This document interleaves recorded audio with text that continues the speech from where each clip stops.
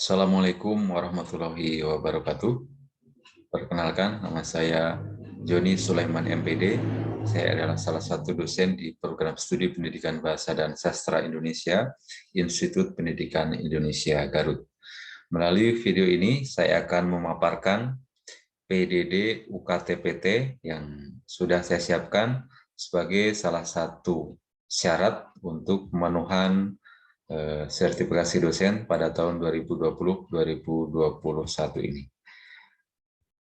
Pada kesempatan ini, saya akan memaparkan tentang PDD UKTPT bidang pengabdian kepada masyarakat, di mana pengabdian kepada masyarakat ini merupakan salah satu dari Tridharma perguruan tinggi yang harus kita lakukan sebagai insan yang berada di perguruan tinggi.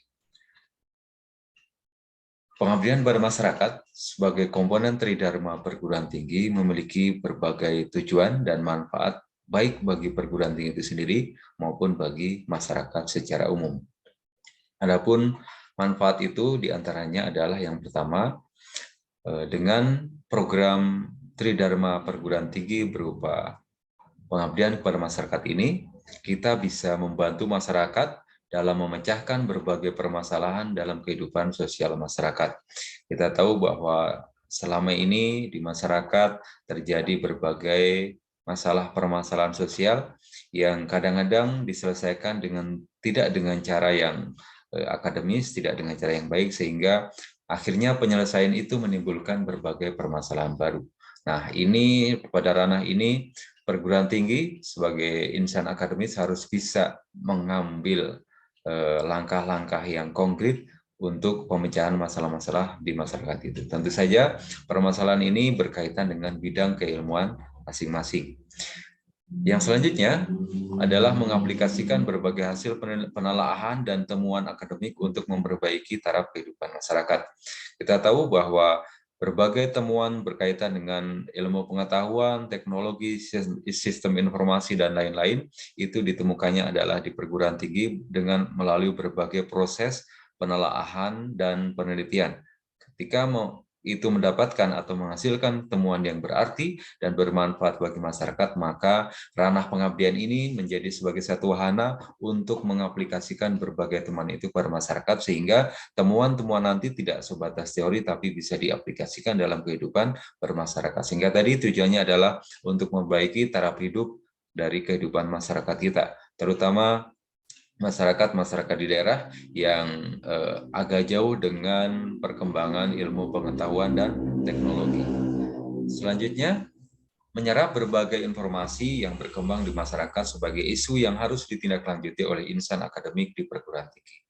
Kita tahu bahwa insan-insan akademis di perguruan tinggi itu disibukkan dengan berbagai kegiatan untuk pengajaran, untuk penelitian, dan pengabdian. Tetapi hal itu kadang-kadang membuat kita sebagai insan yang ada di perguruan tinggi tidak sempat untuk mendengarkan, tidak sempat untuk menangkap berbagai fenomena yang terjadi di masyarakat, yang seharusnya itu bisa kita terima dan kita jadikan bahan untuk dikembangkan atau untuk ditindaklanjuti, baik dalam bentuk penelaahan secara teori maupun hal-hal yang sifatnya harus dibawa ke laboratorium tadi sesuai dengan disiplin keilmuan masing-masing. Nah, ini adalah banyak hal di antara manfaat dari pengabdian kepada masyarakat. Nah, menyikapi hal-hal ini yang sudah saya kemukakan tadi, saya sebagai insan akademis yang menekuni bidang pendidikan bahasa dan sastra Indonesia, tentu saja dalam pengabdian-pengabdian yang kami lakukan akan berkaitan dengan disiplin ilmu tentang pendidikan, bahasa, dan juga sastra Indonesia. Maka dari itu, hal-hal yang sudah kami lakukan beberapa tahun terakhir ini adalah berkaitan dengan pengabdian yang sesuai dengan bidang bahasa dan sastra Indonesia serta pengajarannya. Nah, hal-hal apa saja yang sudah saya kemukakan akan saya rinci lagi. Yang pertama, pengabdian yang sudah kami lakukan itu ada beberapa hal yang mudah-mudahan ini membawa manfaat bagi keberlangsungan kehidupan sosial masyarakat di sekitar kita. Yang pertama, kami dari saya dan juga tim dari Prodi Pendidikan Bahasa dan Sastra Indonesia melakukan sebuah kegiatan pengabdian kepada masyarakat dalam bentuk memberikan pelatihan insidental dalam kegiatan pengabdian kepada masyarakat dengan tema pelatihan penulisan surat resmi untuk perangkat desa di wilayah Kecamatan Pamengput, Kabupaten Garut.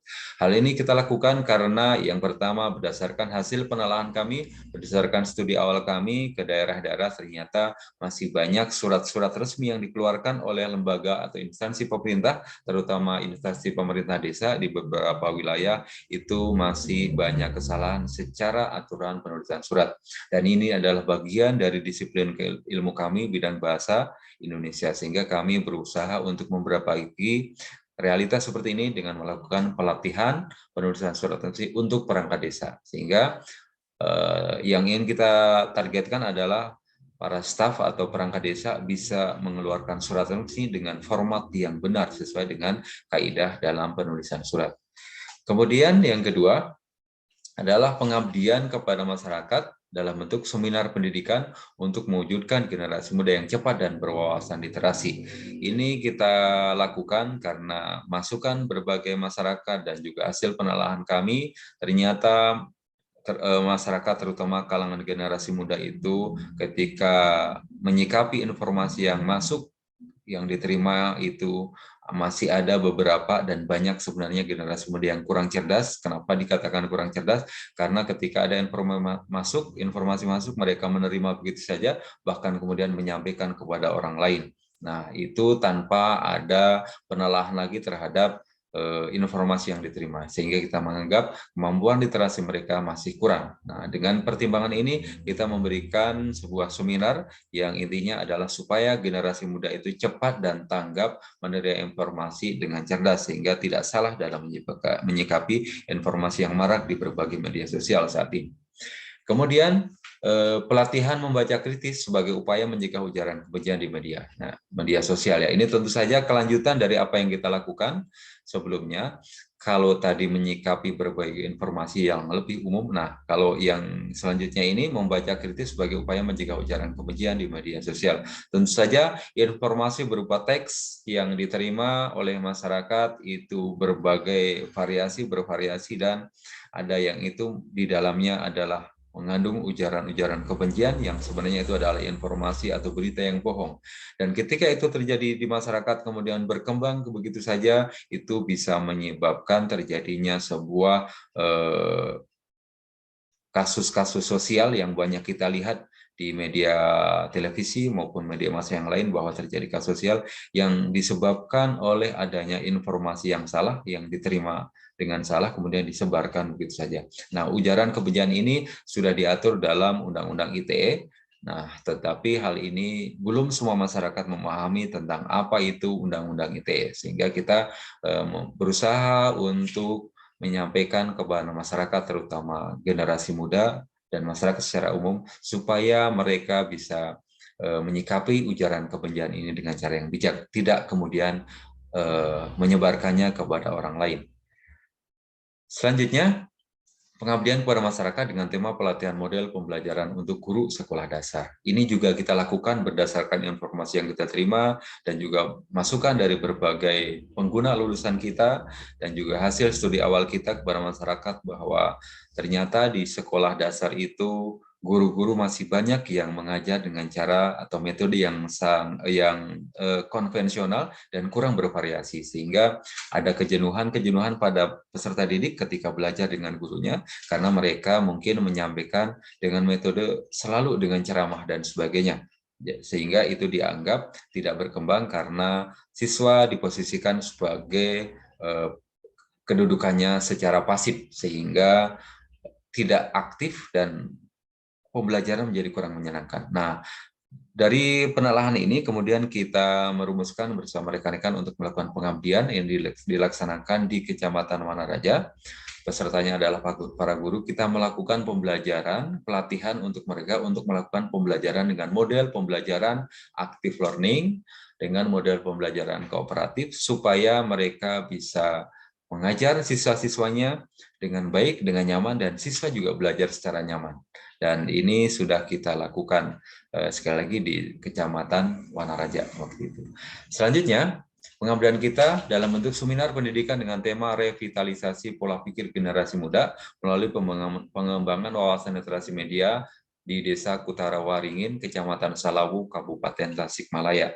Ini kita lakukan sekaitan dengan kegiatan kuliah kerja nyata yang dilaksanakan oleh mahasiswa Institut Pendidikan Indonesia di wilayah Kecamatan Salawu dan Cigalontang, Kabupaten Tasikmalaya. Karena kita wilayah Kabupaten Garut itu berdekatan dengan wilayah Tasikmalaya, sehingga kita juga melaksanakan pengabdian bukan hanya di Garut, tapi juga di Tasikmalaya, karena mahasiswa kita juga banyak yang berasal dari wilayah ini. Nah, kita melakukan kegiatan ini sebagai tindak lanjut dari masukan mahasiswa kita yang melaksanakan kuliah kerja nyata di sana. Ternyata mereka mendapati gejala-gejala generasi muda yang pola pikirnya itu masih belum terlalu maju begitu ya, tetapi mereka terseret dalam kemajuan ilmu pengetahuan dan teknologi sekarang, terutama teknologi informasi yang mereka biasa hidup dalam lingkungan perkebunan begitu ya, kemudian tiba-tiba mendapatkan fasilitas berupa teknologi yang di dalamnya bisa untuk mengakses berbagai hal dari teknologi informasi itu, dan kemudian mereka menjadi kurang cerdas dalam menggunakannya. Maka dari itu kita melaksanakan pengabdian ini dengan sasarannya adalah terutama generasi muda. Kenapa? Karena kita beranggapan kalau generasi mudanya sudah cerdas, sudah bagus, nanti akan melahirkan generasi-generasi baru yang lebih baik lagi, dan bisa menyampaikan ini juga pada generasi yang lebih tua, karena secara realitasnya generasi muda ini bisa lebih gampang dan tanggap dalam menguasai teknologi. Yang selanjutnya, pembelajaran jarak jauh di masa adaptasi kebiasaan baru. Ini adalah sebuah pelatihan juga untuk para guru di Kecamatan Pasirwangi dalam rangka melaksanakan pembelajaran di tengah pandemi COVID-19 yang kita rasakan beberapa tahun ke belakang. Nah, ini intinya adalah kita dengan pendidikan bahasa dan sastra ternyata bisa melakukan pembelajaran jarak jauh, dan pembelajaran itu isinya bisa sebagai salah satu hal untuk menanggulangi wabah COVID-19. Dengan cara apa? Tentu saja dengan cara menyadarkan masyarakat melalui sastra. Tentunya dengan sastra kita mengingatkan masyarakat untuk memiliki pola hidup yang sehat, sehingga dengan pola hidup yang sehat itu masyarakat bisa mencegah penyebaran wabah COVID-19. Dan ini kita lakukan untuk guru dulu, sehingga guru nanti mengajarkan sastra, tetapi yang tujuannya adalah sastra itu bermuatan untuk mengingatkan masyarakat supaya memiliki pola hidup yang sehat tadi. Nah, itu adalah kegiatan-kegiatan pengabdian kepada masyarakat yang sudah kami lakukan dalam beberapa tahun terakhir. Nah, ini saya sajikan selanjutnya adalah bukti-bukti kegiatan. Ini yang kita laksanakan, salah satu kegiatan yang kita laksanakan di Kecamatan Pamengpeuk, Kabupaten Garut, tadi dalam bentuk pelatihan penulisan surat resmi untuk perangkat desa di wilayah Kecamatan Pamengpeuk waktu itu. Kemudian ini adalah kegiatan yang kita lakukan di Desa Kutawaringin, Kecamatan Salawu, Kabupaten Tasikmalaya, tadi dalam rangka melakukan revitalisasi terhadap pola pikir generasi muda supaya lebih cerdas dalam menggunakan media, gitu ya. Kemudian ini yang kita lakukan, dokumentasi kegiatan yang kita lakukan untuk kegiatan di Kecamatan Wanaraja. Nah, kita menghadirkan beberapa guru sekolah dasar di sana, dan ini yang kita lakukan di Kecamatan Pasirwangi ya, Pasirwangi Kabupaten Garut. Ini adalah pelatihan untuk para guru dalam rangka bagaimana mengajarkan bahasa Indonesia, yang tadi acuannya adalah untuk menggunakan sastra sebagai upaya supaya masyarakat memiliki pola hidup yang sehat guna mencegah penyebaran wabah COVID-19. Nah, inilah pengabdian-pengabdian yang telah kami lakukan. Terima kasih atas perhatiannya. Mohon maaf jika ada kesalahan dan kekurangannya. Wabillahi taufiq wal hidayah. Waridha wal inayah. Akhirul kalam. Assalamualaikum warahmatullahi wabarakatuh.